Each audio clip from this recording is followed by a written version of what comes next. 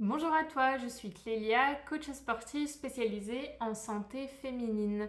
Aujourd'hui, je te parle d'un muscle que tu oublies probablement d'entraîner et pourtant, c'est celui qui change absolument tout. Et ce muscle, si je puis dire, c'est ton mental. Que tu veuilles perdre du poids, retrouver de l'énergie, avoir moins de douleurs, moins de fuites urinaires, ou simplement avoir confiance en toi à nouveau dans la vie de tous les jours, tu dois commencer ici dans ta tête. Mais pas comme on l'entend dans les discours de motivation un peu bidon, tout ce que tu peux trouver sur Instagram ou quoi que ce soit. Je vais t'expliquer comment le mental agit directement sur ton corps et comment tu peux le reprogrammer sans y passer des heures parce que c'est pas ça le but. Je sais comment tu vis, je suis moi aussi une femme, maman avec un boulot de ouf et le but ce n'est pas d'y passer des heures.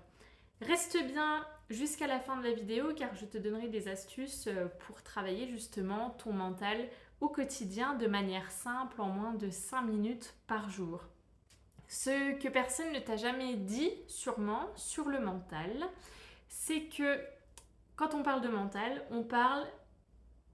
tu penses sûrement à la motivation, à la volonté, mais en réalité, le mental, c'est une fonction de ton corps. Ce n'est pas juste ça de la motivation et de la volonté. C'est ce qui gère ton stress, ta posture, ta digestion, tes douleurs, tes envies de bouger, à peu près tout ce que tu penses est géré par ton mental. Alors ton mental, c'est ton cerveau, c'est beaucoup plus poussé que ça, mais on va pas partir dans un débat là-dessus. Ce qui sabote souvent les résultats, justement, c'est ce même mental. Ce n'est pas forcément ton manque de motivation, ta volonté.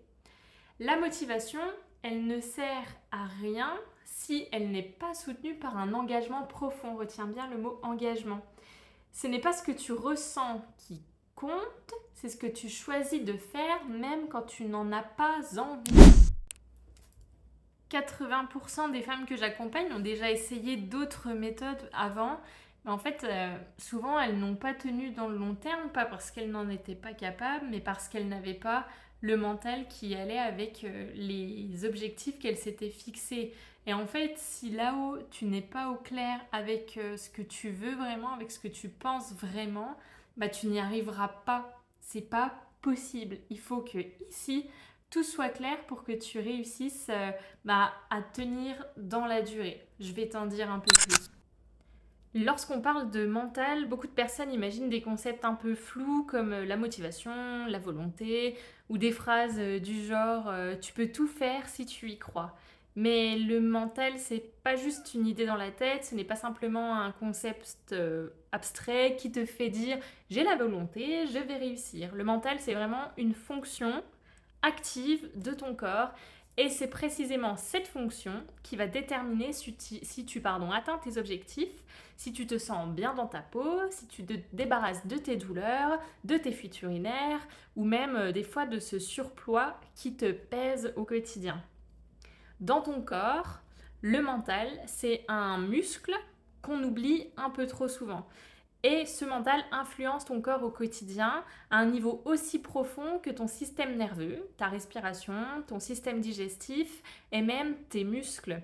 Et peut-être que tu as déjà remarqué, ton stress peut te faire mal au ventre ou te donner des douleurs dans la nuque. Des fois on se dit oh là là, j'ai l'impression de porter tout le monde sur mes épaules. En fait c'est pas une image, c'est la réalité. Ou peut-être aussi que une mauvaise nuit de sommeil transforme ton humeur et ton énergie de la journée. Et là, je pense pas me tromper. Et figure-toi que tout ça, c'est ton mental qui détermine cette réponse. Et c'est aussi lui qui peut apaiser et calmer ton corps. C'est vraiment surpuissant. La pensée et le corps sont interconnectés. Ce que tu te dis dans ta tête finit par affecter chaque cellule de ton corps et c'est souvent ça qui crée le cercle vicieux des douleurs chroniques, du stress constant, des douleurs psychosomatiques, corporelles. C'est vraiment souvent des pensées envahissantes qui créent toutes ces douleurs physiques. Alors je ne dis pas qu'il y a que ça, mais ça peut être ça. Et pour en revenir à ta motivation, elle ne sert à rien si tu ne conditionnes pas ton mental. Enfin, sert à rien, c'est un peu lourd, mais je vais t'expliquer. Beaucoup d'entre nous sommes conditionnés à attendre la motivation avant d'agir. Et tu sais ce moment où tu te sens pleine d'énergie et où tu as envie de te remettre en forme, cuisiner sainement, aller à la salle de sport.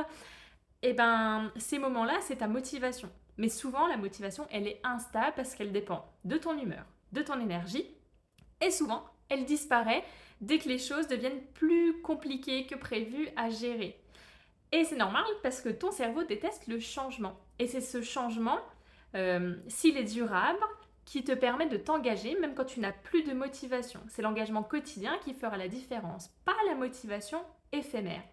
Je vais te donner un exemple un peu plus concret. Tu te lèves le matin, tu choisis de t'habiller en tenue de sport, peut-être que tu n'as pas envie du tout, que tu n'es pas motivé, mais le simple fait de t'engager en mettant ta tenue de sport, même quand tu n'as pas envie, va créer un effet domino. Tu vas bouger un peu, tu vas sentir cette énergie arriver et avant même que tu ne t'en rendes compte, tu seras en train de faire des exercices. Là, j'abuse peut-être un petit peu, mais en fait, le fait de t'être conditionné en nourrissant ta motivation avec ta tenue de sport, ça va t'aider à vraiment faire cette tenue de sport. Alors qu'à l'inverse, si tu dis je vais faire ma séance de sport, tu te lèves, tu traînes un petit peu, et puis finalement, tu vas étendre ta lessive, tu prends plus de temps à déjeuner, tu restes encore en pyjama, et tu regardes l'heure, il est 11h, et non, tu fais pas ta séance de sport. Donc c'est vraiment important de changer rien que des petites habitudes comme ça, te conditionner pour réussir. Tu veux te remettre au sport, tu te lèves, tenue de sport. Les petites actions créent de grands changements. Il ne faut pas chercher à avoir des changements radicaux, comme d'un coup tu veux perdre 10 kilos ou courir un marathon. Mais ce que tu vas oublier, c'est qu'un grand changement commence par une toute petite action, répétée jour après jour pour atteindre ce grand changement. Tu ne vas pas du jour au lendemain courir 40 km.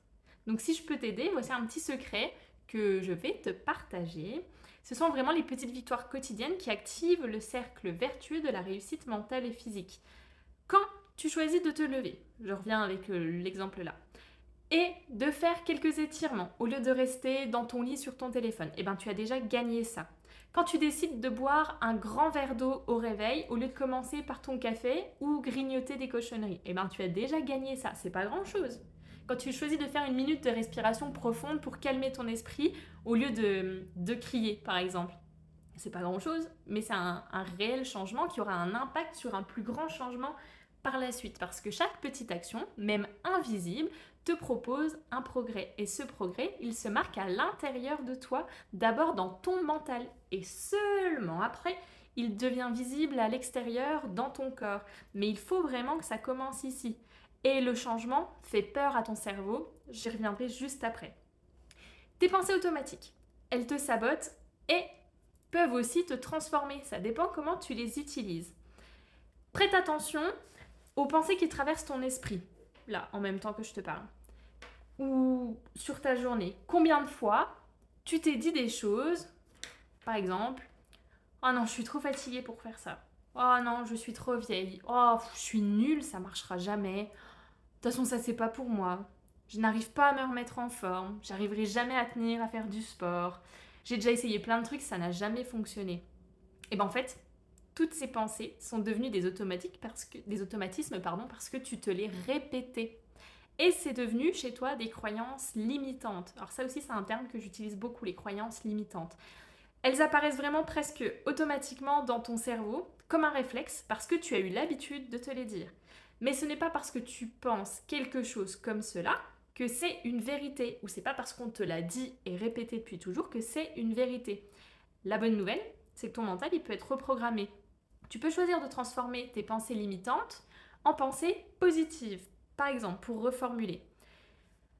Ta pensée négative, c'était « Je suis trop vieille pour me remettre en forme ».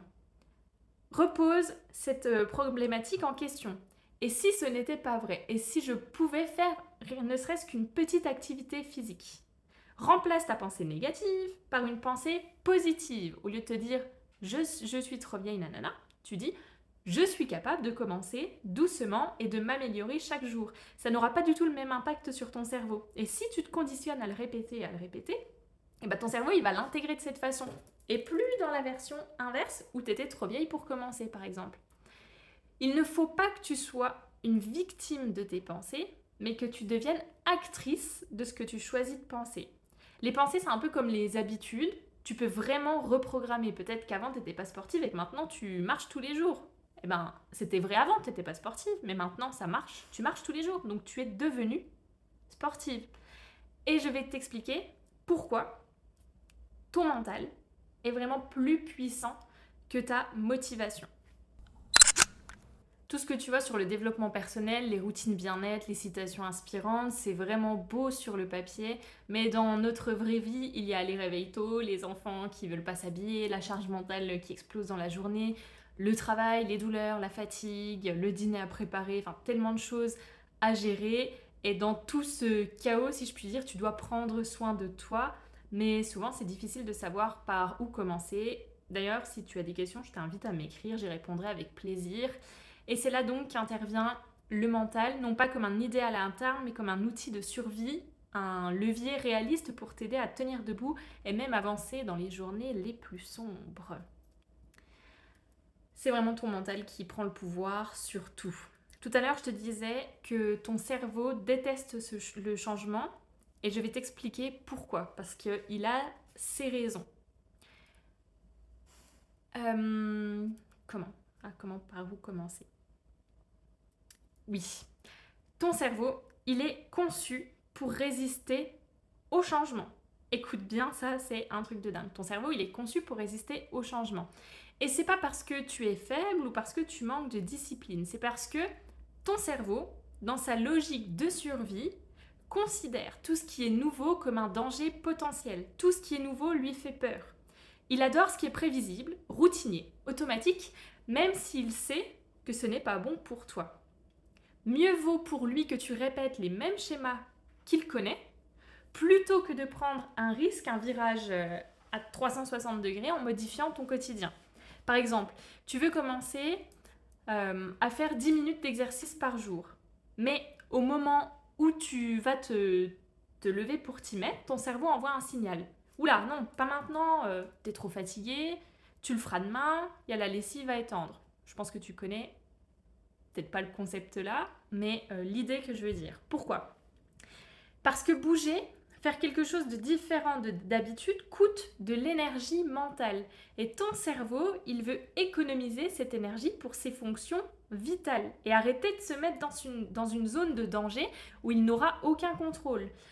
Pour te donner une idée, à l'époque préhistorique, le cerveau avait le visuel, par exemple, t'habitais dans une grotte. Ça va paraître fou ce que je vais dire, hein, je suis pas une sorcière, je te rassure. T'habitais dans une grotte et la grotte elle était sur une butte et du coup tu pouvais contrôler tout un territoire autour de cette grotte. Bah pas de souci, le cerveau il voyait, il avait l'habitude, t'allais chasser sur toute cette zone, sauf qu'un jour, plus rien à manger là, il faut sortir de la zone. Oula, danger de mort, t'as plus le contrôle, tu sais pas ce qui peut se passer ailleurs. Tu sors de ta zone, la zone qui n'est plus connue, plus contrôlée par le cerveau, donc danger de mort. Et le problème c'est que tous ces réflexes archaïques, ils sont ancrés dans le cerveau.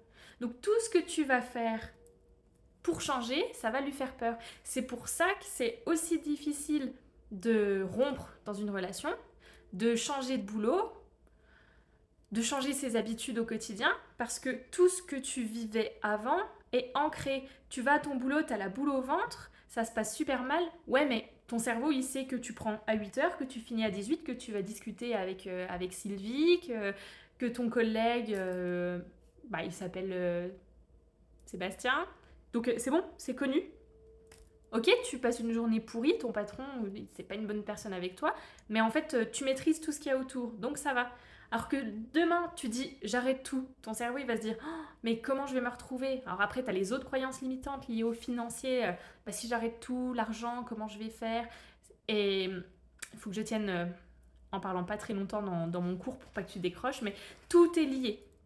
Et le moindre petit changement fait peur. Donc il faut emmener les choses progressivement et correctement.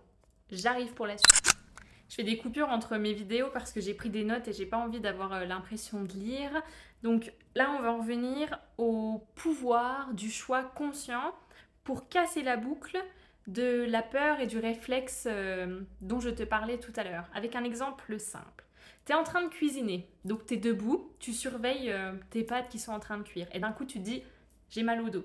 Tu as une option, enfin tu as deux options. La première, tu vas râler intérieurement, puis tu vas changer ta position, mais qui ne sera pas mieux. tu as la deuxième option, tu te redresses. T'inspires, pourquoi pas tu engages ton périnée, tu fais 5 squats. 5 squats, rien de plus. En faisant ça, tu viens d'engager ton corps. On reprend encore le mot engager. Tu reprends ton autorité mentale. Parce que tu aurais pu dire, oui, bah j'ai mal au dos, nanana. Mais non, là tu romps ça, tac. Tu reprends ton autorité. Et tu transformes une habitude qui était passive en habitude qui devient, une chose qui va devenir une habitude active. Et là, pour le coup, c'est pas une question de faire une séance de sport, c'est une question de dire à ton cerveau, je choisis. Là, j'ai mal au dos, je pourrais rester dans mes schémas, mais non, je choisis. Et c'est ce petit choix-là, qui paraît peut-être anodin, qui va reprogrammer ton cerveau à la nouveauté. C'était peut-être pas le meilleur exemple que j'ai choisi, mais c'est celui qui m'est venu comme ça, parce que juste avant, j'étais en train de faire cuire mes pâtes. Pour reprogrammer tes pensées, tu vas passer de la plainte à la prise de pouvoir.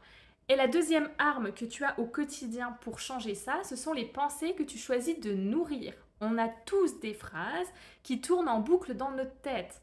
Les phrases que je te disais tout à l'heure, je suis trop vieille, mon corps est foutu, de toute façon je n'arrive jamais à tenir les objectifs, je suis pas sportive, c'est trop tard, c'est trop dur, nanana. Je peux t'en sortir à l'appel parce qu'en plus c'est les phrases que j'ai l'habitude d'entendre quand je prends quelqu'un en bilan. Si tu veux faire un bilan d'ailleurs, c'est gratuit. Je t'invite à prendre rendez-vous. Je mettrai un lien en dessous si tu as envie, il n'y a pas de souci. C'est gratuit et on échange ensemble. Et bien ces phrases deviennent des vérités internes, alors que ce ne sont que des croyances. Tu pourrais choisir de penser, à la place, je mérite de me sentir mieux. Je peux recommencer même à 40, 50, 60 ans. Chaque pas compte, même un seul pas tous les jours, même si c'est un petit pas. Mon corps me suit si je lui montre le chemin, au lieu de te dire que c'est foutu, que c'est trop tard. Et ton cerveau, s'il entend assez souvent cette nouvelle pensée, il va finir par la croire. En fait, c'est de la neuroplasticité.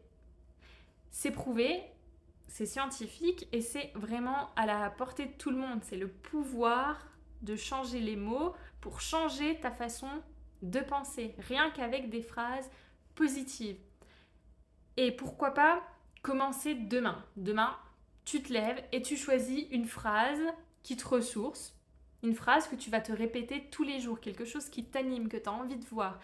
Soit tu l'écris et tu la dis à voix haute, soit tu la répètes dans ta tête, parce que peut-être que tu n'y crois pas encore ou que tu vas trouver ça un peu sorcier.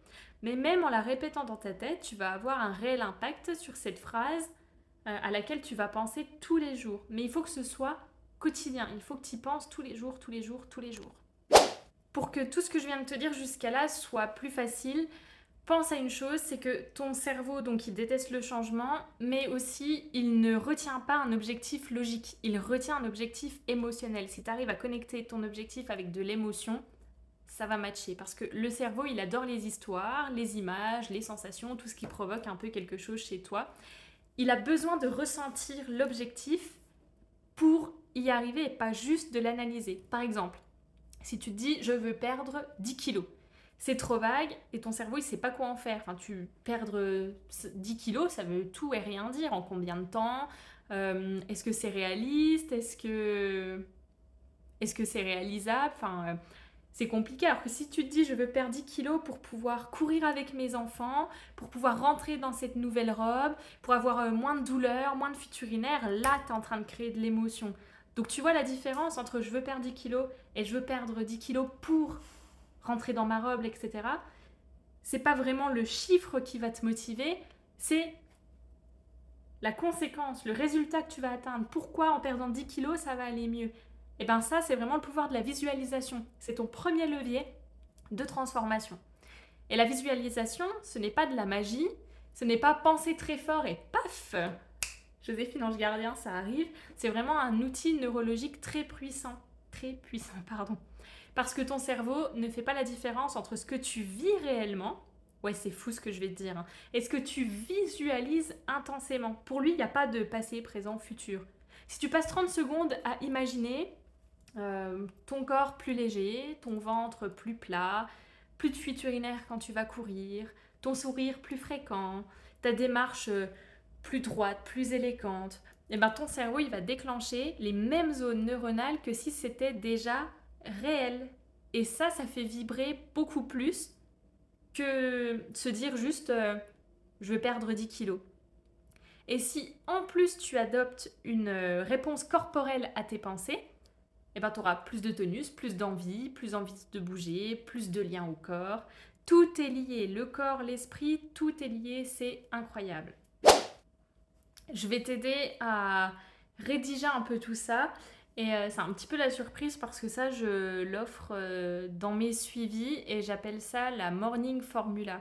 En fait, c'est vraiment un point de départ mental parce que maintenant que je t'ai dit tout ce que je viens de te dire, tu as compris, j'espère, et je vais te proposer un outil du coup que je donne à toutes mes clientes, la Morning Formula.